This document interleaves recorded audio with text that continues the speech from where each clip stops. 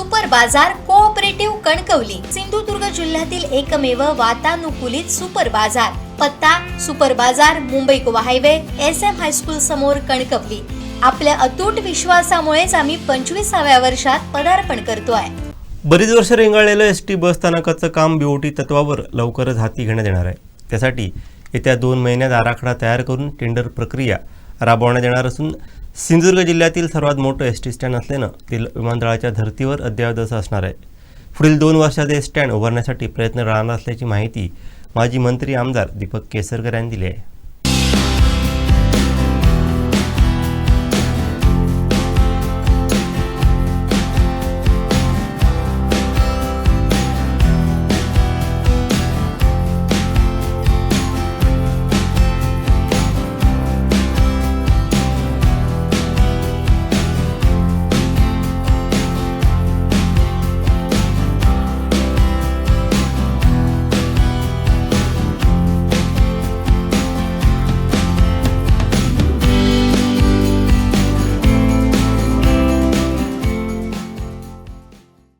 जो ST stand आहे हा सर्वात जुना ST स्टँड आहे आणि सुमारे 70 वर्षापूर्वी या स्टँडचं बांधकाम झालं आणि त्यानंतर ह्या स्टँडच्या नवीन इमारत आणि असलेल्या परिस्थितीमध्ये स्टँडच्या दुरुस्तीचा एक प्रस्ताव मंजूर झालेला होता जो सुमारे 60-70 लाखाचा होता। परंतु करोनाच्या काळामध्ये डेपोची बिल्डिंग बांधली गेली, परंतु स्टँडचे बिल्डिंगचं काम सुरू राहिलं नाही किंवा बंद पडलं आणि एका अर्थाने हे चांगल्यासाठी घडलं असं मी समजतो। कारण त्याच्यानंतर मी तत्कालीन जे ट्रान्सपोर्ट मिनिस्टर आहेत त्यांना मी भेटलो, परिवहन मंत्र्यांना, आणि त्यांना विनंती केली की हे BOT तंत्रावर ह्याचं टेंडर निघावं। त्यावेळेला त्यांना मान्यता दिलेली असली तरी आमचे नवीन जे परिवहन मंत्री आहेत आदरणीय सरनाईक साहेब यांनी याच्यामध्ये खूप रस घेतला। त्यांनी ताबडतोब मुंबईला मीटिंग बोलवली आणि साऊथ एशियामधले सगळ्यात मोठे जे आर्किटेक्ट आहेत, हाफिज कॉन्ट्रॅक्टर, यांना STने संपूर्ण राज्यामधल्या स्टँड BOT तत्वावर आणि जिथं सरकार इन्व्हेस्टमेंट करून स्वतः करतं त्या सगळ्याचं डिझाईन करण्याचं काम दिलेलं आहे। त्याच्यामुळे या स्टँडचं जे डिझायनिंग होईल हे भारतातलं सर्वोत्कृष्ट डिझाईन असणार, याच्यामध्ये कुठलीही शंका बाळगण्याचं कारण नाही। इथं आता नगरपालिकेचे मुख्याधिकारी उपस्थित आहेत। रुंदीकरणासाठी किती जागा सोडायला लागेल, मागच्या बाजूला रुंदीकरणासाठी किती जागा सोडायला लागेल, या सगळ्यावर ते मार्गदर्शन करतील। त्यानंतर जिल्हा परिषदेचं पशुवैद्यकीय दवाखाना हा STच्या जागेच्या मध्येच आलेला आहे, त्याच्यामुळे STच्या जागेचे 2 भाग झालेले आहेत। या संदर्भात मी तत्कालीन जे आपले या खात्याचे मंत्री आहेत RTDचे त्यांच्याशी चर्चा केलेली होती।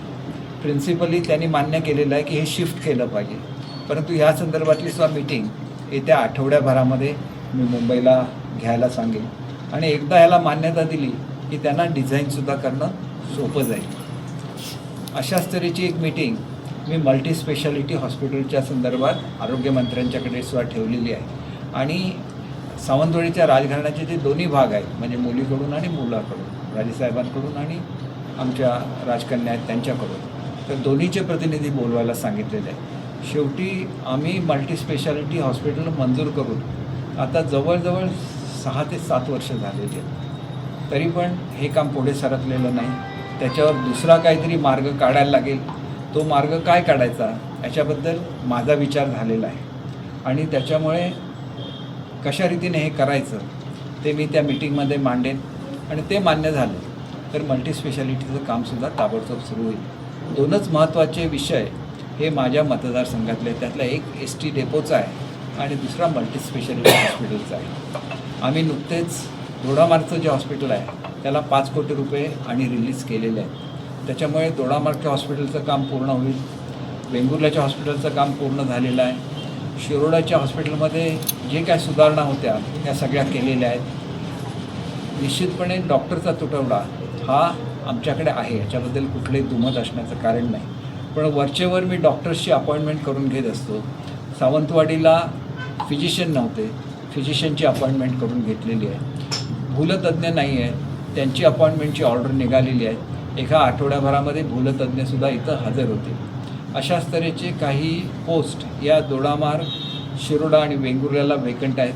त्यांच्या संदर्भात सुद्धा लवकरात लवकर त्या पोस्ट भरून घेण्याच्या संदर्भात मला आरोग्यमंत्री महोदयांनी आश्वासन दिलेलं आहे आणि त्याच्यामुळे आरोग्याचा प्रश्न हा सर्वात महत्त्वाचा प्रश्न असतो. तर हे सुद्धा लवकरात लवकर भरण्यात येईल आणि एकदा जर मल्टीस्पेशालिटी हॉस्पिटल झालं सावंतवाडीला तर मग गोव्याला लोकांना जायला लागणार नाही किंवा कोल्हापूरला जायला लागणार नाही. त्यांची ट्रीटमेंट जिल्ह्यातल्या जिल्ह्यात होईल आणि त्याच्याचबरोबर आपल्याकडे नवीन मेडिकल कॉलेजसुद्धा होतं आहे, त्याच्या काही फॅसिलिटीज निर्माण होतील. त्याच्यामुळे निम्मा जो जिल्ह्याचा भाग आहे तो मेडिकल कॉलेजवर अवलंबून राहू शकतो, निम्मा भाग हा मल्टीस्पेशालिटी हॉस्पिटलवर अवलंबून राहू शकतो आणि त्याच्यामुळे आरोग्य सुविधांमध्ये खूप चांगलं असं अंतर लोकांना येत्या 1-2 वर्षामध्ये बघायला मिळेल याची मला खात्री आहे. आणि म्हणून STच्या ह्याच्यासाठी मी स्वतः आलो, मुद्दाम एवढ्या कामासाठी मी मुंबईहून इथं आलो, कारण इतर काही महत्त्वाचे विषय मुंबईला पेंडिंग असतानासुद्धा मी इथं आलो. कारण STचा प्रश्न हा रोज 17,000 प्रवासी हे या डेपोमधून प्रवास करत असतात आणि जिल्ह्यातला सर्वात मोठा डेपो आणि सर्वात जास्त ज्या ठिकाणी प्रवासी असतात असा डेपो सावंतवाडीचा डेपो असल्यामुळे याचं काम लवकरात लवकर व्हावं म्हणून ही मीटिंग आयोजित केलेली होती. आपल्या या प्रेस कॉन्फरन्सनंतर मी त्याची पाहणी करायला त्यांचे जे प्रतिनिधी आले त्यांच्याबरोबर आणि मुख्याधिकाऱ्यांच्याबरोबर जाईल.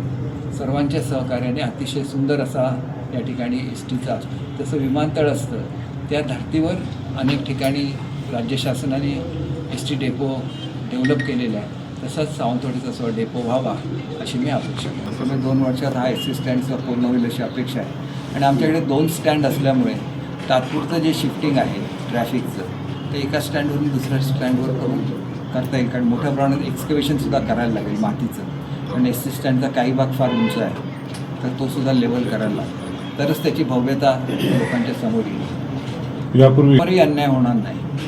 ज्या ज्या लोकांची एक्झिस्टिंग त्या ठिकाणी व्यापार आहे आणि जर STने कोणाला दिलेलं असेल तर कोणाचाही हक्क डावलला जाणार नाही. त्यांना न्याय कशा रीतीने देता येईल हे आम्ही बघू. कारण पूर्वीसुद्धा सावंतवाडीमधले जेवढे स्टॉल होते सगळ्याचं पुनर्वसन मी ज्याला सावंतवाडीचा नगराध्यक्ष होतो त्याला केलेलं आहे. त्याच्यामुळे याबाबत आमची भूमिका अतिशय स्पष्ट असते की कोणीही विस्थापित होता कामा नये, सगळ्यांचं पुनर्वसन झालं पाहिजे आणि तीच भूमिका ST स्टँडच्या संदर्भातसुद्धा स्थानिक लोकप्रतिनिधी म्हणून माझे राहील. आणि माझे अतिशय चांगले संबंध हे परिवहन मंत्री महोदयांच्याबरोबर आहेत आणि त्याच्यामुळे परिवहन मंत्री महोदयांचीसुद्धा हीच भूमिका आहे की कोणीही विस्थापित होता कामा नये, त्या दृष्टीने अतिशय चांगल्या अशा सोयी होईल. दुसरं म्हणजे रिक्षांना चांगली अशी सोय सावंतवाडी स्टँडवर नाही तर तीसुद्धा चांगली करण्याच्या दृष्टीने मी त्यांना सांगितलेलं आहे. एक छोटंसं मंदिरसुद्धा या स्टँडच्या परिसरामध्ये ज्याला ओव्हरऑल आराखडा बनेल त्याला अस्तित्वात असलेल्या सर्व सुखसोयी तशाच ठेवून कशा रीतीने या ठिकाणी विकास करता येईल त्या पद्धतीने तो केला जाईल.